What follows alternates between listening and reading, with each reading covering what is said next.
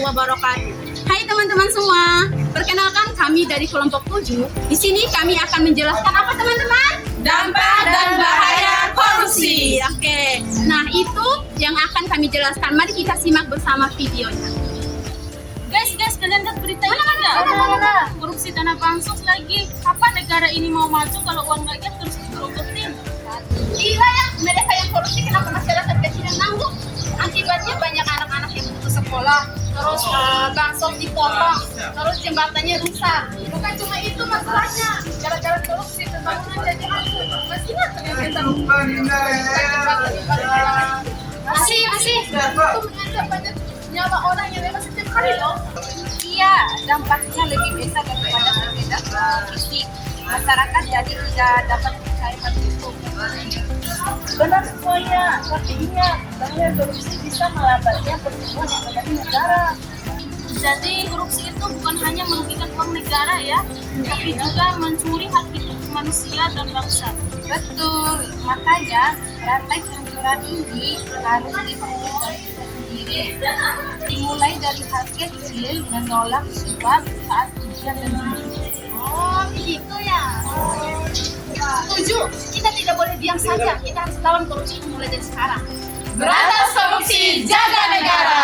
Nah teman-teman sekalian, sebagaimana yang saya jelaskan tadi, bahwa korupsi itu memberikan dampak besar terhadap suatu negara.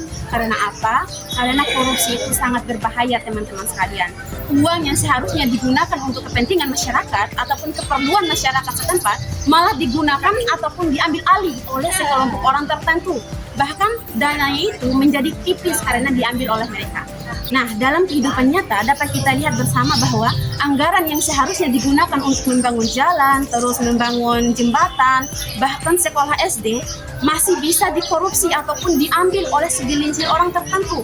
Nah, jadinya anggaran tersebut diambil alih oleh kelompok tertentu sehingga sekolah, terus jembatan, bahkan jalan tertentu memiliki fondasi bangunan yang sangat rapuh, tidak kokoh. Karena apa? Karena dana yang cukup besar tadi diambil oleh mereka. Mereka menggunakannya sedikit saja untuk membangun jalan, terus sekolah, bahkan jembatan tadi. Baik, saya akan menjelaskan dampak korupsi yang kedua, yakni dampak korupsi terhadap pendidikan dan generasi muda. Dalam bidang pendidikan, korupsi dapat menghambat terciptanya generasi yang berkualitas. Dana yang seharusnya digunakan untuk memperbaiki fasilitas sekolah, menyediakan alat belajar, dan meningkatkan mutu pendidikan dapat berkurang akibat penyalahgunaan anggaran. Dampaknya, siswa sebagai pihak yang dirugikan mendapatkan layanan fasilitas yang lemah. Selain itu, korupsi juga memberikan dampak yang buruk terhadap generasi muda bahwa ketidakjujuran dapat membawa keuntungan, sehingga nilai integritas dan tanggung jawab semakin melemah. Contohnya, sekolah yang seharusnya mendapatkan fasilitas yang lengkap, tetapi karena dana disalahgunakan, siswa belajar dengan fasilitas yang terbatas. Kemudian saya akan menjelaskan dampak korupsi yang ketiga, yakni dampak korupsi kehidupan sosial dan masyarakat. Korupsi menyebabkan ketidakadilan sosial karena keuntungan hanya dimiliki beberapa pihak saja, sementara masyarakat luas harus menanggung akibatnya. Korupsi dapat meningkatkan kesenjangan, memperburuk keadaan, kurangnya rasa percaya masyarakat. Dalam kehidupan sehari-hari, masyarakat dapat merasakan dampaknya, seperti kurangnya kesenjangan, tidak tepat sasaran, kurangnya fasilitas yang berkualitas. Contohnya, bantuan sosial yang harus diberikan kepada masyarakat yang membutuhkan, malah disalahgunakan oleh pihak yang tertentu. Selanjutnya saya akan melanjutkan dampak korupsi yang keempat.